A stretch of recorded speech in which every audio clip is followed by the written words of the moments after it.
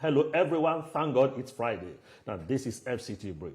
Now we begin with politics in Anambra State. We are preparations are intensifying ahead of the governorship election. Now the All Progressives Congress APC is leaving no stone unturned as it sets strategies to strengthen its foothold and improve its chances at the polls. Now the APC is sharpening its campaign machinery. Party leaders and stakeholders recently converged to review tactics focusing on grassroots mobilization, reconciliation among aggrieved members, and building a united front capable of challenging rival parties. The party says its renewed strategy will prioritize voter engagement, security of its supporters, and deployment of technology to monitor the electoral process. The party is also reaching out to traditional institutions, youth groups, and women leaders in a bid to broaden its base of support. Political analysts, however, note that the APC faces stiff competition from other major parties with deep roots in the state.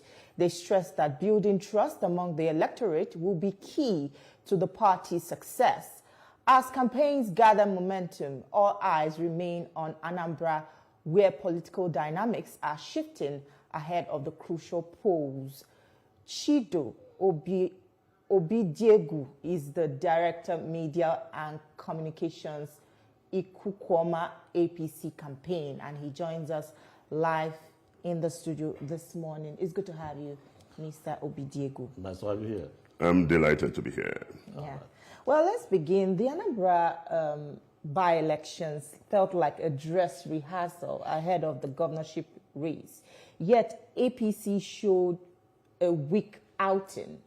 How do you plan to reverse this trend in the governorship poll? Well, I think let me address, first of all, this impression. Thank you for that question. The impression that the APC showed a weak, outing. It wouldn't really be interpreted to be a weak, outing. We all went into that election, and the IGP sent a very senior police, officer to Anambra State to superintend and supervise that election. And he laid the rules for the election. He made it clear that there will be restriction of movement in certain areas. The two areas, Anambra South Senatorial Zone, Onitsha North 1 constituency where the elections are holding, and also Oka South where you have the headquarters of INEC. He made it clear there will be restriction in movement there. And then apart from that, he made it clear that non-state actors were not going to participate, that they were barred from participating in the election. But we saw a violation of that rule, in Anambra State. We saw a situation where non-state actors, were intimidating people.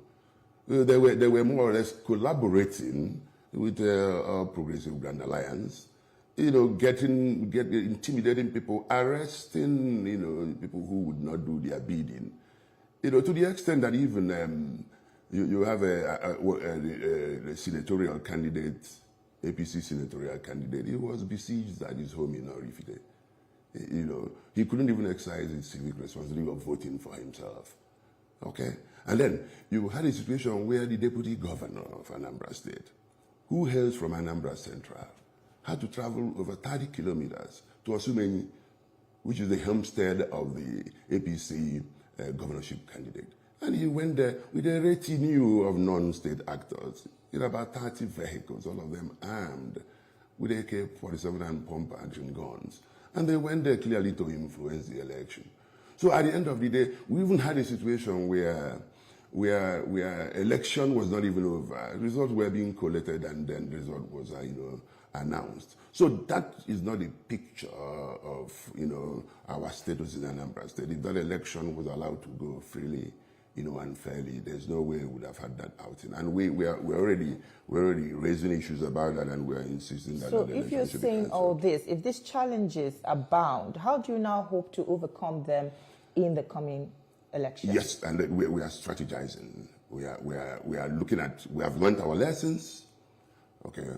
First of all, we are calling. The law stated, clearly that the police are not going to be armed at the elections. And we're asking that may be reviewed because the police was obviously helpless in the situation we were in at that election, the last election. So we are strategizing. Okay. We have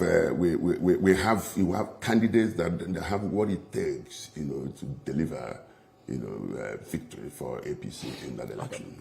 Let me pick you on this. You said you're calling for a review where probably you're suggesting that police will be armed. Yes. But we've gone past that stage because the complaint then was that intimidation of voters by security agents. So we now came to the point where you don't carry arms.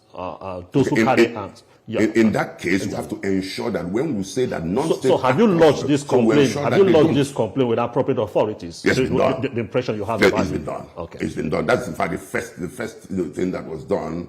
And the candidates, we're also looking at the possibility of going to court, to challenge, the outcome of that, election, which we consider, a charade and a sham. In fact, quite a lot of things that transpired there were despicable. Okay. Well, Governor Charles Soludo's closeness to President Tinubu was evident during the president's project commissioning. Doesn't this alliance weaken APC's pitch in the state? Well, we also have our candidates, Prince Nicholas Ukachukwu, who also has a relationship with the president. So that does not come in. And then the president is a party man. Personal relationships, don't come into play when you talk about partisan politics. You could have a warm relationship with somebody, but when it comes, the president would definitely want his party to be, successful, to be ahead in the scheme of things politically, while he keeps a relationship with anybody, on the side. Okay. Okay. A general election, governorship election is quite different from a by-election. Yes. A by-election is restricted. Absolutely. Now, how prepared is your party for the general election, the governorship election at Anambra State? Are you very popular? And do you think your party, your candidate, has what it takes to challenge the incumbent governor? Yes, to a very, very large extent. We have a candidate who has come up with a manifesto. And the manifesto we have is a manifesto that is more or less anchored on President Bola Ahmed Tinubu's renewed hope agenda, which was simply domesticated, in Anambra State.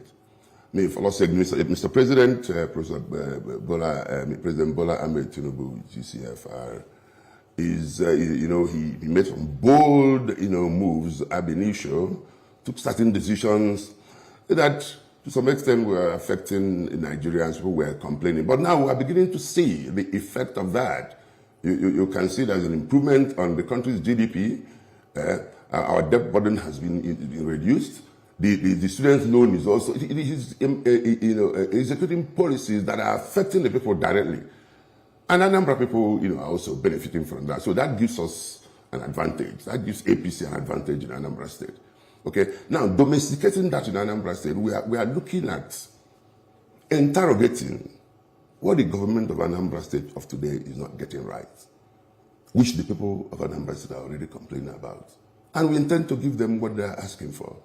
Okay, the APC in Anambra State is not, at this point in time, we're not looking at giving the people what we want to give them. No, we have taken our time, based on the President Bola Ahmed Tinubu's renewed hope agenda, to identify what the people want. All right. Well, the APC primaries were controversial and defections followed, including 6 local government chairmen. How is Nicholas Ukachukwu repairing these fractures ahead of the polls? Oh, come on, there's been quite a lot of reconciliations done at the back end. So that... especially in those local governments, because Prince Nicholas Ukachukwu is a grassroots, person. He has that depth and reach at the grassroots, so he has taken care of that.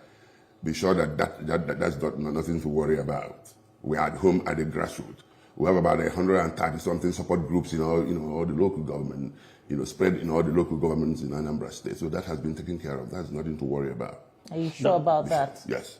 Now, APGA is a dominant political party in Anambra State. They control a majority of the local government. Now, you talked about that it's not what you want to do for the people, it's what the people really want that you want to bring to place. Now, what are those specific things? Especially when you look at a town like Onitsha, Nnewi, and that's commercial. What do you intend doing differently that will now put Anambra State on the spotlight nationally and globally? You know, when you talk about Onitsha, Onitsha used to be the largest market, in maybe you say West Africa, but it doesn't seem to be so anymore. We appear to have, we are losing it. And why? Because of the state of insecurity in Anambra State. So we are going to look at insecurity squarely and doing it differently, because the approach that is being used now is purely kinetic. Well, we're going to go beyond, the kinetic approach. We're going to bring in intelligence. We're going to bring in IT. So with that, because Prince Nicholas Ukachukwu has maybe not let so much of the cat out of the guy. He has this link with Israel, where we're already beginning to talk about bringing in some foreign partnership in intelligence and security. When we achieve that security, we've done half of the job. And then you notice that in Onitsha, that market is being fed by some of the industrial clusters, of the year, that you find that most of them have wound down. There is an intention. We're going to be intentional about meeting with those people and identifying what their problem. When you have solved the security, problem, then you meet with those, private sector, identify their problems, and then find a way of, bringing them back to business. By doing that, we are revitalizing the industries that would also be feeding, the market. In doing that, we will be resuscitating the commercial, because the intention is to return Anambra State to the commercial and industrial hub of Nigeria. That is the hitherto, status of Anambra State. And Prince Nicholas Ukachukwu has the reach, he has the network, to be able to do that. Don't forget that he's an industrialist. He's an industrialist. He owns about 22, companies, 13 of them, in Anambra State. And he has also experienced, he had this studied experience of insecurity, So that's one major area he wants to address as soon as he assumes office as the governor of Anambra State. Well, Peter Obi's influence looms large in Anambra State, and Labour Party remains a strong force as well. Isn't it a direct threat to Nicholas Ukachukwu's chances? Well, I do not want to dwell more on Labour Party. I think Labour Party are having their issues, which I think let them solve their internal issues. We are not worried about Labour Party. We are not worried about Peter Obi. We are focused on the strategies we need to implement to win the election. Okay, well, if you say you're not worried about your opposition because they have internal crisis, APC also has its own internal crisis. So if you undermine their efforts, or if you undermine what they the chances they pose to take power, don't you think that also could stand as a threat to you as a party in the state? We have taken time to study them, and from our assessment, we don't feel that they pose any danger. Elections, have been held in Anambra State and in other states, and you see people who won an election under the platform of Labour Party decamping to other parties. Some of them are even, decamping into APC. Now let's look at campaigns leading towards the election. Because of the security challenge you highlighted, it's pretty difficult to have that kind of a large crowd campaign. Now, what are those strategies your party is focusing on to get to the grassroots? Not just about people in Onitsha and Nnewi, the big towns, to get to the grassroots, because you have security challenge, so you have to do it differently. So what are those steps your party is taking? That is the grassroots. I told you about support groups. So we are utilizing small groups who are penetrating. You don't want me to begin to let this out so that the opposition will begin to know what we are doing. And you have to talk about what you're doing. Okay. You're still talking about your people. Okay. So we are using, you know, clusters, small clusters, and then doing, you know, door-to-door campaigns. You know, these support groups have clusters that we are utilizing to reach the people. You know, I mean, Prince Nicholas Okochukwu is a grassroots, you know, person. So these are the strategies that we are utilizing. And then also, when we talk about the deputy governor who, distinguished Senator Uche Ekwunife, who is known as Madam Project, as a member of House of Representatives for 8 years. She has touched, you know, quite a lot of grassroots persons, especially women and less privileged, you know, persons. That is one chunk, you know, of voters that we are sure of already that at the grassroots, you know, level. So you see, a combination of Prince Nicholas Okochukwu and Uche Ekwunife is a very strong combo. Okay, Uche is coming with her force, especially with the feminine, you know, force, and then Nicholas Okochukwu is, you know, coming with the very strong grassroots, you know, energy. When we bring this together, we are sure we are going to be winning that election. Well, critics allege that Governor Soludo influenced Nicholas Okachukwu's emergence because he's sort of considered a weaker option compared to Valentine Oziegbu. What do you think of those people saying that? Do you think this is actually a fact or a myth? No, that is not. That is not anything for anybody to do. You can't take that home. Why? That Governor Soludo influenced the emergence of Nicholas Okachukwu. I mean, there's even no way you compare Val Oziegbu with Nicholas Okachukwu. Well, Val Oziegbu is, as far as I'm concerned, he's a non-starter in the politics of Anambra State. He just came into the scene the other day. Prince Nicholas Okachukwu has a taproot in the political scheme of things in Anambra State. No, but this Val Oziegbu, you're still in touch with him, or you've lost your candidate has lost touch with him? Well, they're having conversations because we want to ensure that reconciliation with anybody that is reconciling with that will do that, because in an election, one individual, you know, means a lot.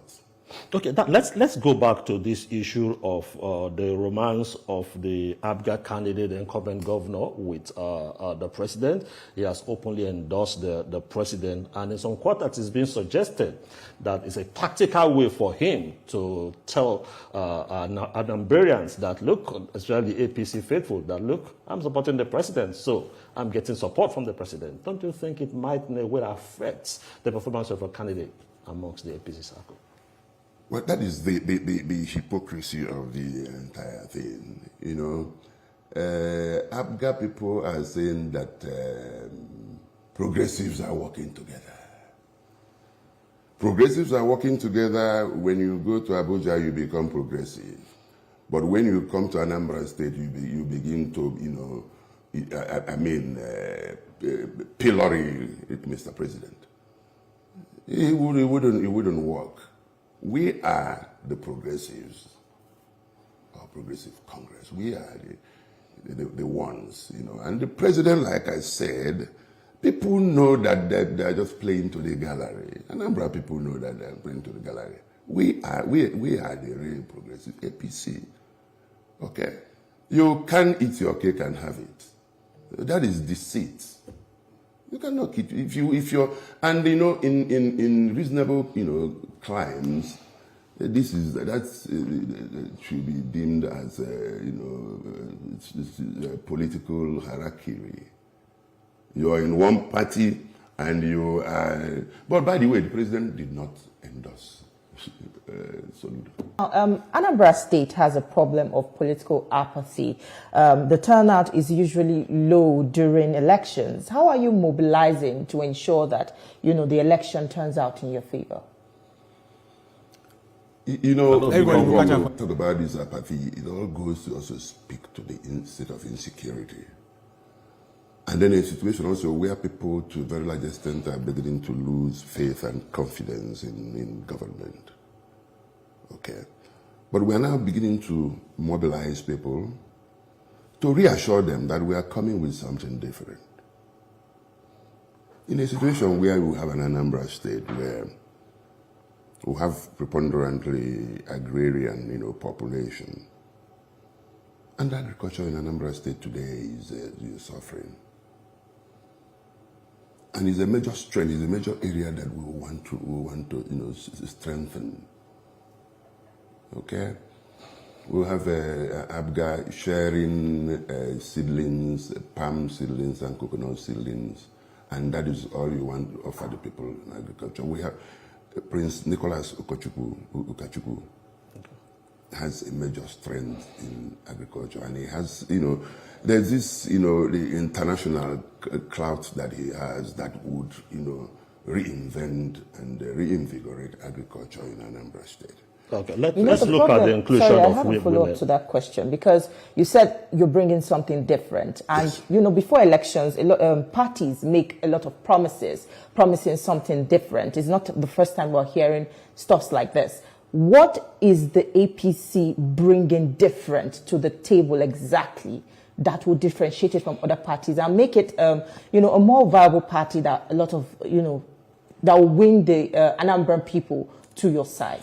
I just spoke about agriculture. Aside agriculture. Aside agriculture, another area that's trend is on foreign direct investment. Okay, because Prince Nicholas Ukachukwu has this network. He's an international investor. In terms of housing, there is already, he's a real estate, investor. I mean. You know about Prince and Princess in Abuja here. Quite a lot of, real estate is into oil and gas. There is this connection, with international, groups, both private, international groups that they are really laid down, procedures on how we're going to impact, on, foreign direct investment in agriculture, in health. There's, set out plans to ensure that we'll give people, something different. The people are already, frustrated with ABGA in Anambra State. So there is this yearning for something new, which we intend to fill that gap. Let's quickly look at the women folk in Anambra State. Your deputy governorship candidate is a woman. And what do you want to say to the women folk, their inclusion in government, and also the youth? What message do you have for the youth population in Anambra State? You see, the agriculture we are talking about, that is where the youth, will be heavily involved. Let me take the youth, then I'll come to, women. Because Anambra State,